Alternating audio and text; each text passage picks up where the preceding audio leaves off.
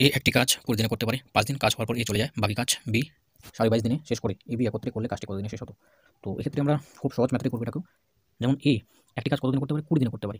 তাহলে এ কি করেছে, 5 দিন কাজ করেছে, তাহলে এর বাকি কাজ আর কত দিন রয়েছে, 15 দিন রয়েছে। টোটাল কাজ যেহেতু 20 দিনের, তাহলে এর টোটাল 15 দিনের কাজ রয়েছে, ঠিক আছে। যেটাকে বি কমপ্লিট করছে কত, 22.5 দিনে, অর্থাৎ বি এর 22.5 দিন ইকুয়াল টু হচ্ছে এর 15 দিন, তাই তো। তাহলে 22 আমরা কি করতে পারি, 22 40 45 ইন্টু 2, তাহলে এটা কত হয়ে যাবে আমাদের, এ 30 হয়ে যাবে, আর এটা হচ্ছে বি 45।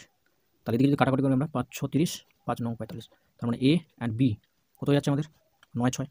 আরও যদি কাটাকাটি করি আমরা 3 3 9 3 2 6, ওকে। তাহলে আমরা এ অ্যান্ড বি সমান কত পেলাম, 3 2। একটু মুছে দিই আমরা, এ অ্যান্ড বি কত পেলাম আমরা 3/2। তাহলে এ টোটাল কাজ কত, 20 দিনের। এগুলো কিন্তু এফিসিয়েন্সি পেলাম আমরা, দক্ষতা। তার মানে এ ইন্টু 20 সমান কত হয়ে যাবে আমাদের এখানে, এ সমান কত 3 ইন্টু 20, অর্থাৎ টোটাল 60 ইউনিট কাজ, যেটা আমাদের বলছে এ বি মিলি। তাহলে এ যদি একদিনে 3 ইউনিট করে, বি একদিনে 2 ইউনিট করে, তাহলে দুজনে মিলে একদিনে কত করে 5 ইউনিট করবে। তাহলে টোটাল কাজটা কত দিন করবে, 5 4 20 অ্যান্ড 3 4 12। তো আমাদের অ্যান্সার হয়ে যাবে 12, কারণ দুজনে একত্রে এখানে বলা হয়েছে।